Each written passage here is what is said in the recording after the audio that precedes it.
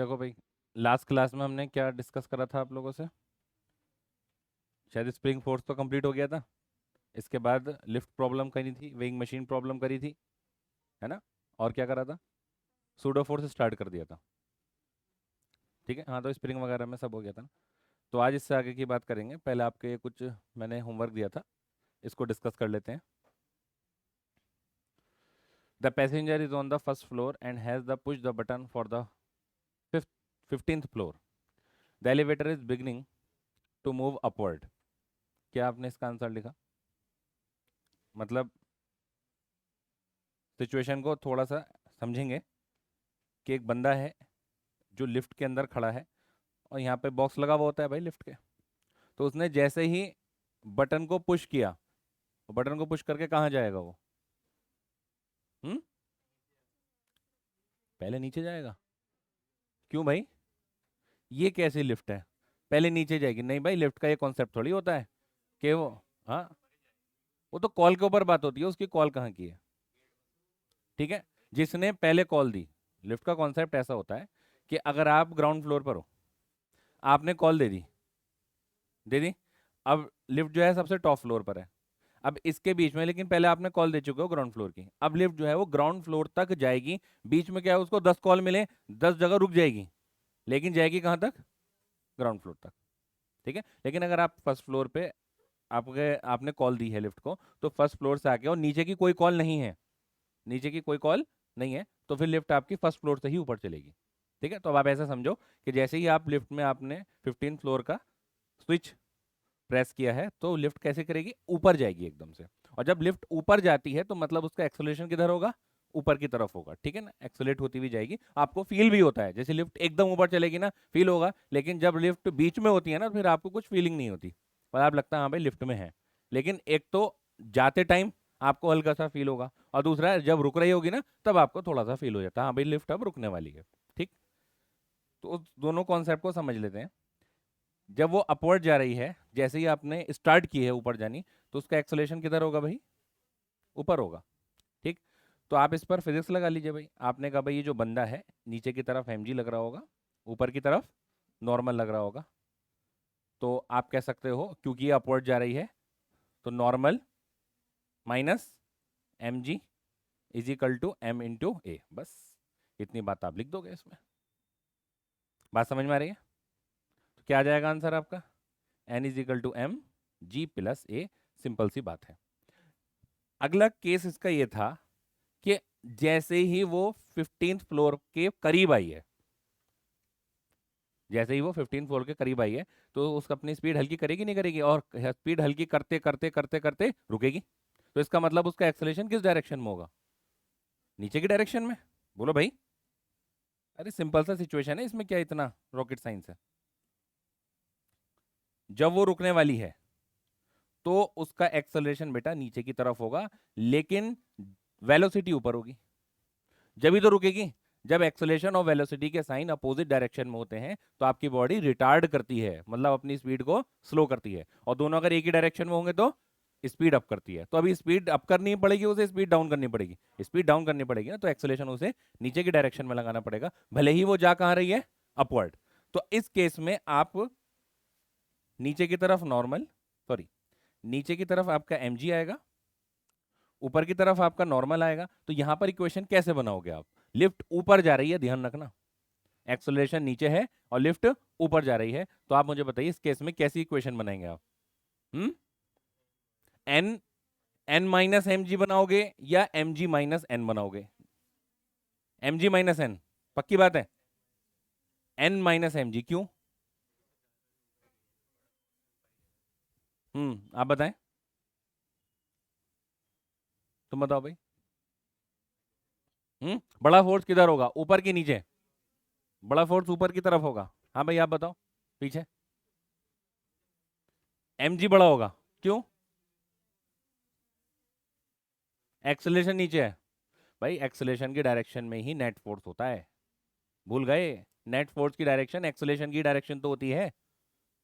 बोलो, तो मुझे बताओ लिफ्ट को रोकने के लिए आप ऊपर की तरफ फोर्स लगाओगे कि नीचे की तरफ? नीचे की तरफ लगाओगे ना। ठीक है, तो यहां पर आपका case m ji minus N is equal to m a आएगा। ये बस मुझे आपसे जानना था। तो ये क्वेश्चन आ सकता है, तो कहीं इस चक्कर में मत फंस देना कि ऊपर जा रही है तो बड़ा ये आपको N बड़ा ही होगा। एक्सेलरेशन की डायरेक्शन पे डिपेंड करेगा फोर्स आपका, कि कौन सा फोर्स बड़ा है। ठीक है, कितने बच्चों को ठीक होता है क्वेश्चन ये करा था? तो जब घर पे दिया था कितना को ठीक हुआ था? नहीं हुआ था? ये करा ही नहीं। सीडो फोर्स हमने आपको बता दिया था कि इनर्शिया एंड नॉन इनर्शिया आपका फ्रेम कैसे हैं, रिलेटिव टर्म्स हैं। और मैंने आपको बता दिया था कि कोई चीज मेरे लिए इनर्शियल हो सकती है, दूसरे के लिए नॉन इनर्शियल। इनर्शियल मतलब एक्सेलरेटेड फ्रेम की non accelerated frame? Non accelerated frame को आप इनर्शियल फ्रेम बोलते हैं और एक्सेलरेटेड फ्रेम को नॉन इनर्शियल फ्रेम। अब हमने कहा था कि भाई धरती कैसा फ्रेम है, इनर्शियल है या नॉन इनर्शियल है। ठीक है, तो अगर कोई बंदा मून से देखेगा तो धरती उसको घूमती हुई दिखाई देगी, यानी वो नॉन इनर्शियल दिखाई देगी। तो हमने कहा था भाई जब रिलेटिव टर्म है तो एक काम करो, आप अपने किसी भी एक फ्रेम को इनर्शियल मान लो, और उसके रेस्पेक्ट में जो भी चीज एक्सेलरेट करती हुई दिखाई दे वो आपकी नॉन इनर्शियल है। ठीक है, जैसे हमने अर्थ को क्या मान लिया है, इनर्शियल मान लिया है। अब अर्थ के रेस्पेक्ट में जो चीज हमें एक्सेलरेट करती हुई दिखाई दे, ध्यान रखना मेरी वर्डिंग पे गौर करना भाई, एक्सेलरेट करती हुई जो दिखाई देगी। अब अगर कोई एक बॉडी कांस्टेंट स्पीड से जा रही है, अपना एक्सेलरेशन नहीं बढ़ा रही है, बड़ी चल रही है, तो वो आपका एक्सेलरेटेड फ्रेम होगा कि नॉन एक्सेलरेटेड फ्रेम होगा? नॉन एक्सेलरेटेड होगा ना, यानी इनर्शियल फ्रेम होगा वो। यानी इनर्शियल और नॉन इनर्शियल सिर्फ आप एक्सेलरेशन से डिसाइड करेंगे, उसके मूवमेंट से डिसाइड नहीं करेंगे। बात समझ में आई? ठीक है, ये बात हमने कर ली थी। अब देखो कैसे इसको अप्लाई करते हैं। ठीक है ना, हमने बताया सूडो फोर्स है, सूडो का मतलब फाल्स फोर्स है। दो तीन बातें हैं जिनको आप अगर ध्यान में रखोगे तो ये चीज आपका टॉपिक क्लियर हो जाएगा। देखो, if a false force a है ये, a false force has to be applied in addition to all real forces. मतलब पहली बात यह है कि जब भी आप एफवीडी बनाओगे तो जो भी आपके रियल फोर्स दिखाई दे रहे हैं वो तो लगेंगे ही, उनमें कोई दिक्कत नहीं है। ठीक है, इसके अलावा आपको एक फाल्स फोर्स और लगाना पड़ेगा। If observation are taking from an accelerated frame with acceleration A. ये कब लगाना पड़ेगा आपका फाल्स फोर्स? अगर आप के रेस्पेक्ट में वो फ्रेम कैसा है, एक्सेलरेटेड है। ठीक है, समझ में आ गया? ठीक, हमने कहा सही है।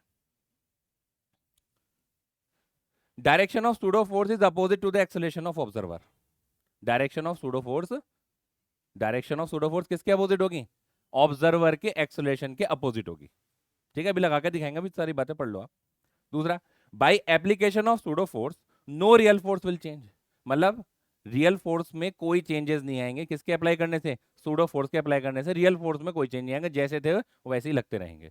ठीक है, दूसरा, all question can be solve without pseudo force. सारे क्वेश्चन सॉल्व किए जा सकते हैं बिना सूडो फोर्स के। बात समझ में आ रही है? सारे क्वेश्चन आपके सॉल्व किए जा सकते हैं। क्लियर हो रही है बात? ठीक है, पहले एक बार आप ये जल्दी से उतार लो, उसके बाद हम बात करते हैं। फटाफट उतारो। हाँ, क्या समझ में नहीं आया? बी ऑप्शन अभी समझाऊंगा, जब मैं अप्लाई करूंगा ना, तो अभी आप इसको सिर्फ दिमाग में बिठाओ अपना। हम्म, देखिए, ये जो सारे पॉइंट्स हैं आपके, ये बहुत ध्यान से आप समझेंगे। मैं दोबारा से एक्सप्लेन कर रहा हूँ आपको। A false force has to be applied, आपको लगाना पड़ेगा in addition to all real forces if observation are taking from accelerated frame with acceleration A. मतलब अगर आप किसी ऑब्जेक्ट को ऑब्जर्व कर रहे हो और आप देखो आप कौन से फ्रेम में हो, एक्सेलरेटेड में हो या नॉन एक्सेलरेटेड फ्रेम में हो। अगर आप एक्सेलरेटेड फ्रेम में हो तो आप सूडो फोर्स अप्लाई करोगे, और आप नॉन एक्सेलरेटेड फ्रेम में हो तो आप सूडो फोर्स अप्लाई नहीं करोगे। अभी एग्जाम्पल लेके मैं आपको समझा दूंगा, आप टेंशन मत लो। दूसरा आपका फोर्स है, direction of pseudo force is opposite to the direction of observer. मतलब क्या है कि सूडो फोर्स आपको ऐसा लगेगा f equal to m a. कैसा लगेगा भाई? F equal to m a, यही लगेगा हमेशा। जहां पर एम क्या होगा? Mass of object, mass of object जिसको आप ऑब्जर्व कर रहे हो, जिसको आप ऑब्जर्व कर रहे हो। और ये जो एक्सेलरेशन होगा, ये एक्सेलरेशन ऑफ ऑब्जर्वर, जो ऑब्जर्व कर रहा है। एक्सेलरेशन होगा ऑब्जर्वर का, बस डायरेक्शन कैसी होनी है? अपोजिट होनी है। ठीक है, इसके एप्लीकेशन से कोई रियल फोर्स में चेंजेस नहीं आएंगे और सारे क्वेश्चन को आप विदाउट सीडो फोर्स सॉल्व कर सकते हो। जैसे फॉर एग्जांपल, अगर मैं लिफ्ट प्रॉब्लम को देखता हूं, तो ये लिफ्ट किधर जा रही है भाई? ऊपर जा रही है। ठीक, तो एक तो ये ग्राउंड फ्रेम होगा, यहां पर कोई अगर ऑब्जर्वर खड़ा है, ठीक है, से ऑब्जर्वर 1, और एक ऑब्जर्वर इस लिफ्ट के अंदर ही खड़ा है, से ऑब्जर्वर 2। इस तरीके से हम बात कर लेते हैं। तो मुझे बताओ ऑब्जर्वर 1 और ऑब्जर्वर 2 में कौन इनर्शियल है कौन नॉन इनर्शियल है, आपको ये बताना पड़ेगा। ये कैसा है, इनर्शियल की नॉन इनर्शियल? इनर्शियल है ना ये आपका, जो आपका ग्राउंड पे खड़ा हुआ है, तो ग्राउंड को हम अर्थ को क्या मान रहे हैं, इनर्शियल मान रहे हैं ना। ये हमारा क्या है, इनर्शियल। ठीक है, तो ये सूडो फोर्स अप्लाई नहीं करेगा, will not apply, will not apply pseudo force. Clear बात है, ये अप्लाई नहीं करेगा सूडो फोर्स। लेकिन जो ऑब्जर्वर 2 है, जो आपका ऑब्जर्वर 2 है, ठीक है ना, वो आपका कैसा है, नॉन इनर्शियल फ्रेम में है, नॉन इनर्शियल में है। ठीक है, तो ये क्या करेगा, विल अप्लाई सूडो फोर्स। बात समझ में आई? तो मैं आपको दोनों तरीके से ही क्वेश्चन सॉल्व करके दिखाऊंगा। सबसे पहले मैं अगर इनर्शियल वाले से सॉल्व करके दिखाता हूँ, तो ये जो बंदा है इसका मास कितना होगा नीचे mg, ऊपर कितना होगा भैया, नॉर्मल। ऐसे ही तो होगा। जब ये इसको देखेगा तो कैसी इक्वेशन बनाएगा, ऑब्जर्वर 1 कैसी इक्वेशन बनाएगा, क्या कहा, क्योंकि ये ऊपर जा रहा है, ऊपर जा रहा है तो normal minus mg is equal to ma। मान लो लिफ्ट का एक्सेलेरेशन ऊपर की तरफ कितना है, a है, तो यहाँ से कितना आ जाएगा भैया, n is equal to m g plus a। बोलो भाई, बात समझ में आई आपको? तो ये तो अभी हम नॉर्मल अब तक करते आए हैं। लेकिन अगर मैं यहाँ से इसको देखता हूँ, ठीक है, अब मैं यहाँ से इसको देखता हूँ ऑब्जर्वर 2 के लिए, तो मैं इसका एफवीडी बाहर बना लेता हूँ ब्लॉक समझ के, कि नीचे की तरफ आपका mg अब भी जा रहा होगा, सारे रियल फोर्स जो भी हैं वो लगाएंगे आप, लगा लिए। इसके अलावा आपको एक फॉल्स फोर्स और लगाना पड़ेगा, इसके अलावा आपको एक फॉल्स फोर्स और लगाना पड़ेगा, लीजिए, opposite to the direction of acceleration of observer. Observer की एक्सेलेरेशन की डायरेक्शन किधर है, अपवर्ड है ना, ऑब्जर्व, ये तो जो अभी ये ऑब्जर्वर है ऊपर जा रहा है ना, तो इसके अपोजिट डायरेक्शन में आपको ये फोर्स लगाना पड़ेगा। बात समझ में आई? कितना लगाना पड़ेगा, मास किसका होगा, इसका, और एक्सेलेरेशन किसका होगा, ऑब्जर्वर का। लो चलो, अब आप देखो, आप कह सकते हो n minus M ji minus M A is equal to 0, तो n is equal to M G plus A. लीजिए, देखिए दोनों से आंसर आपका सेम आया। बात समझ में आई? सीडो फोर्स कब लगाना है, अगर आप ऑब्जर्वर हो और आप नॉन इनर्शियल फ्रेम में हो, यानी आप ऐसे फ्रेम में हो जो फ्रेम एक्सेलरेट कर रहा है, उस फ्रेम में अगर आप हो तो आप सीडो फोर्स लगाओगे। और अगर आप ऐसे फ्रेम में हो, ऐसे फ्रेम से क्वेश्चन सॉल्व कर रहे हो जो आपका एक्सेलरेट नहीं कर रहा है, उससे आप सीडो फोर्स नहीं लगाओगे। और ग्राउंड को आप क्या मानने वाले हो, इनर्शियल फ्रेम मानने वाले हो, क्योंकि मैंने आपको पहले ही वो लिखवा दिया है। क्लियर बात है? ठीक है, इसके अलावा एक क्वेश्चन और समझते हैं। देखो, ये कार है आपकी, अगर कार में मैं पेंडुलम टांग देता हूँ, कार एक्सेलरेशन ए से इधर जा रही है, ठीक है, एक्सेलरेशन ए से इधर जा रही है, तो ये पेंडुलम आपका ऐसे हो जाएगा। बोलो, पेंडुलम आपका ऐसे हो जाएगा, सीधी सी बात है। तो मतलब ये बिल्कुल सीधा था ना, अब ये मुझे ऐसा होता हुआ दिखाई देगा, ऐसा, इस तरीके से। बात समझ में आई? अब इस पे आप पहले सारे फोर्स लगाओ। तो वही बात है, मैं एक ऑब्जर्वर को खड़ा कर रहा हूँ यहाँ पर, जिसको मैं ऑब्जर्वर 1 बोल रहा हूँ, और एक ऑब्जर्वर को मैं यहाँ जाके बिठाऊंगा, जिसको मैं ऑब्जर्वर 2 बोल रहा हूँ। ऑब्जर्वर 1 और 2 में से कौन सूडो फोर्स लगाएगा, कौन सूडो फोर्स नहीं लगाएगा, पहले तो ये क्लियर करो। ऑब्जर्वर 2 लगाएगा कि ऑब्जर्वर 1 लगाएगा? ऑब्जर्वर 2 सूडो फोर्स लगाएगा, ऑब्जर्वर 1 सूडो फोर्स नहीं लगाएगा। सीधे कमर सीधी कर कर बैठा करो, लेट के कोई पढ़ाई होती है कभी? बोलो। ठीक है, तो ये आपका सूडो फोर्स अप्लाई नहीं करेगा, ये आपका सूडो फोर्स अप्लाई करेगा। तो दोनों तरीके से क्वेश्चन को सॉल्व करके देखते हैं। आप देखिए, सबसे पहले अगर मैं ऑब्जर्वर 1 के लिए बात करूं, तो मैं यहां सारी बातें कर लूंगा ऐसे करके, ये तो कंडीशन है, ठीक है। तो नीचे की तरफ कौन होगा भाई, इधर टेंशन होगी, ये एंगल आपका थीटा है, तो बेटा ये एंगल भी थीटा हो जाएगा। अब टेंशन के टुकड़े करोगे तो इधर आ जाएगा आपका टी कॉस थीटा, और इधर आ जाएगा आपका टी साइन थीटा। ये तो केस है, ठीक है। अगर मैं ब्लॉक का देखता हूँ, पहली इक्वेशन बनाता हूँ, तो आप लिखोगे टी कॉस थीटा बराबर किसके हो जाएगा, एम जी के। और अगर मैं एक्स एक्सिस में देखता हूँ तो कौन सा फोर्स है, नेट फोर्स कितना है, टी साइन थीटा, तो t sine theta is equal to m a, net force is equal to m a. बोलो भाई, इतनी बात समझ में आती है? तो यहाँ से अगर आप देखोगे, ये इक्वेशन 1 मान लो, इक्वेशन ये 2 मान लो, तो इक्वेशन 2 डिवाइडेड बाई इक्वेशन 1, तो यहाँ से आपको आ जाएगा tan theta is equal to A by G, tan theta is equal to A by G. बात समझ में आई? अब मैं देखो यही क्वेश्चन ऑब्जर्वर 2 से सॉल्व करता हूं, जो कि नॉन इनर्शियल है, जो कि आपका नॉन इनर्शियल है, so will apply pseudo force. हमने कहा ठीक है, कहानी तो यही है। नीचे की तरफ, ऊपर की तरफ टी, अबे नॉर्मल कहाँ से आएगा इसमें, टी कॉस थीटा, ठीक है, टेंशन लगेगी, ये एंगल थीटा, ये भी एंगल थीटा, और इधर कौन है आपका, टी साइन थीटा। अब आपको सारे रियल फोर्स आपने लगा दिए हैं, इसके अलावा आपको क्या और लगाना पड़ेगा, सीडो फोर्स किस डायरेक्शन में लगाएंगे, अपोजिट, यानी एक्सेलेरेशन किस डायरेक्शन में आपका, इधर डायरेक्शन में ना एक्सेलेरेशन, तो सूडो फोर्स किधर लगेगा, अपोजिट डायरेक्शन में। लो जी लो, ये सीडो फोर्स लग गया आपका, कितना लगेगा, एम ए। मास होगा किसका, इस बॉब का, हाँ पेंडुलम का, बॉब का, और एक्सेलेरेशन किसका होगा, फ्रेम का, ठीक है, लगा दिया।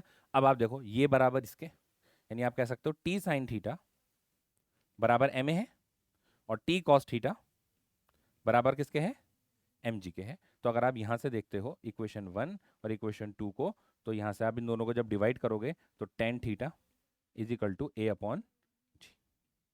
देखिए दोनों से आंसर सेम आएगा। क्या आप सूडो फोर्स लगाओ या आप सूडो फोर्स मत लगाओ, आपका आंसर दोनों से आ सकता है। सारे question without pseudo force solve हो सकते हैं। अब आप दोबारा जाके अगर ये सारी बातें पढ़ोगे तो आई होप आपको ये बातें समझ में आ रही होंगी। By application of pseudo force कोई रियल फोर्स में चेंजेस नहीं आने वाला।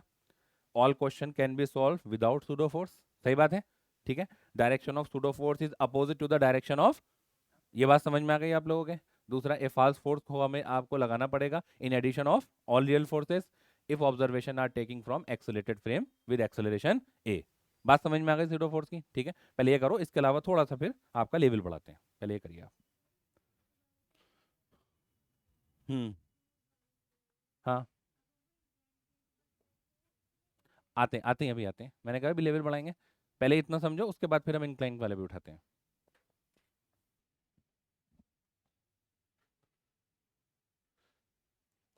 Find acceleration of wedge so that the block remain at rest with respect to wedge. और एक वर्ड ये आता है, इसको भी सीखेंगे, inclination 1 in x. Inclination 1 in x, ठीक है, इसको भी समझेंगे, इसका क्या मतलब होता है। चलो पहले मैं आपको इसी को समझा देता हूँ। इंक्लिनेशन 1 इन एक्स का मतलब ये है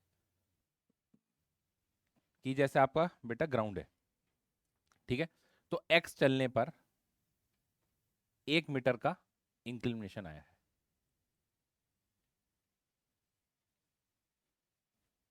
बात समझ में आई। इंक्लिनेशन इन एक्स का मतलब क्या है भाई, 1 इन एक्स का मतलब 2 इन एक्स होता, तो ये 2 हो जाता और ये एक्स हो जाता। तो यहाँ से आप फिर sine theta, cos theta, tan theta सब कुछ निकाल सकते हो। ये आ गया आपका, ये निकाल सकते हो, ठीक है। ऐसा आप साइन थीटा आपको चाहिए होगा यहाँ से, तो कितना आ जाएगा, 1/x। बात समझ में आ गई, ठीक है। तो कहीं ये वर्ड लिखा हुआ है इंक्लिनेशन 1 इन एक्स, इसका मतलब ये होता है कि एक्स चलने पर एक का इंक्लिनेशन आ गया आपका, ठीक है ना, 1 मीटर एलिवेट हो गए। चलो ये तो ये हो गया। क्वेश्चन आपका कुछ इस तरीके का होगा, ये आपका वेज है जिसका मास कैपिटल एम है, और ये आपका ब्लॉक है जिसका मास आपका स्मॉल एम है। और ये जो वेज है, ये जो वेज है आपका, ये आपका ए एक्सेलरेशन से चल रहा है, वेज चल रहा है एक एक्सेलरेशन से, ठीक है।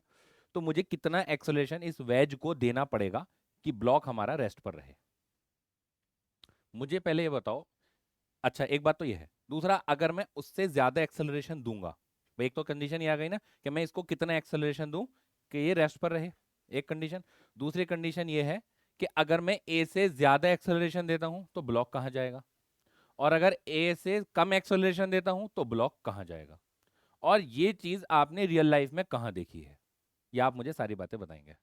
ये आपने रियल लाइफ में कहां देखी है, सबने देखी है, और इस मौसम में तो बहुत देख रहे होंगे। अब शायद हिंट मिल गया, बोलो रियल लाइफ में आपने प्रॉब्लम कहां देखी है, बोलो कहां देखी है। हम्म, जल्दी बताओ।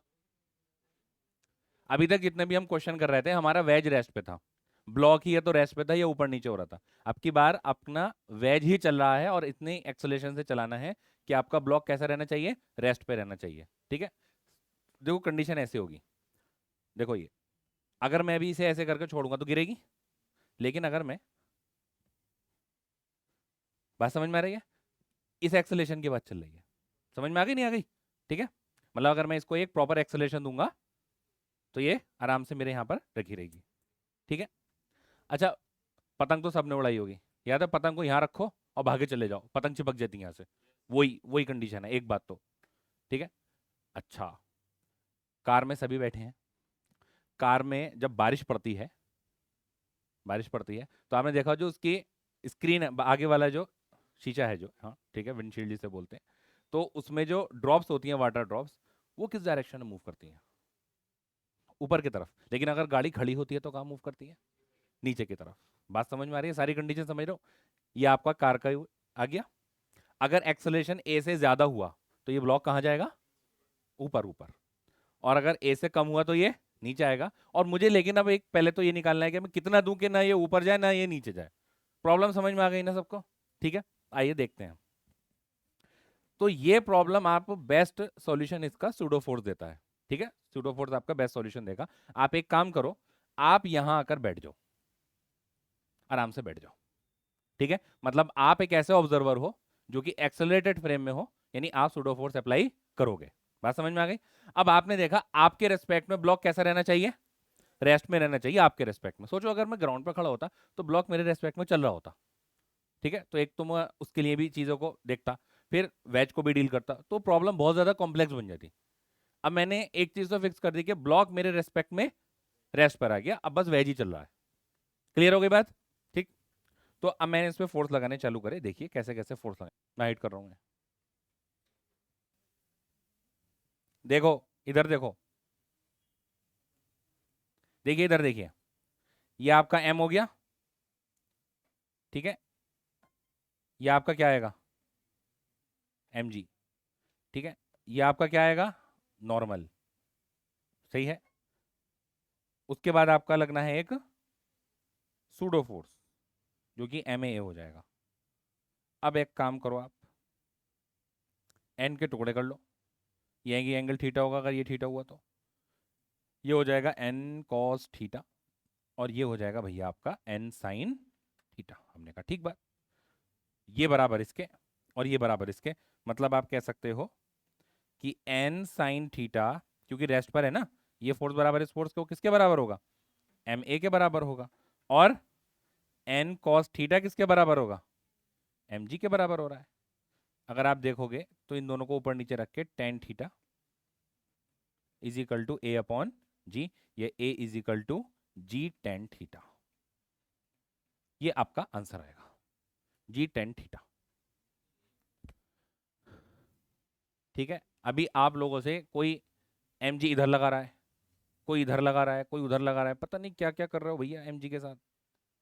एम जी है क्या है? अगला क्वेश्चन देखो, अगला क्वेश्चन देखो आप।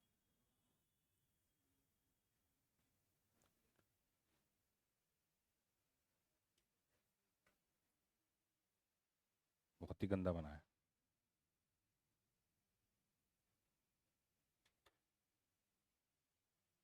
ठीक है, ये आपकी लिफ्ट है, लिफ्ट के अंदर आपका वेज रखा है, वेज का मास कैपिटल एम है। एक ब्लॉक है, एक ब्लॉक है आपका जिसका मास, एक सेकेंड, ये कैपिटल एम है और ये ब्लॉक है आपका जिसका मास स्मॉल एम है। ठीक है, ये आपका ऊपर की तरफ लिफ्ट जा रही है, तो कितना टाइम लगेगा? ये डिस्टेंस आपकी एल है, ये डिस्टेंस यहाँ से यहाँ तक आपकी कितनी है? एल है। कितना टाइम लगेगा ब्लॉक को बॉटम तक पहुंचने में? कितना टाइम लगेगा ब्लॉक को बॉटम तक पहुंचने में? तो आप सबसे पहले क्या काम करोगे भाई, इस लिफ्ट के अंदर आके बैठ जाओ। उससे क्या रहेगा? उससे क्या रहेगा, बस आपको यही मूव करता हुआ दिखाई देगा। तो आप खुद लिफ्ट के अंदर आकर बैठो और उसके बाद देखो ये कितने एक्सेलरेशन से नीचे आ रहा है, देख सकते हो ना, और फिर कितना टाइम लगेगा इसे यहाँ से यहाँ आने में। बात समझ में आई आप लोगों के? ठीक है, एक बार करिए आप इसे, ये वाला पीछे वाला उतार लिया, इसे उतारो, इसे करो।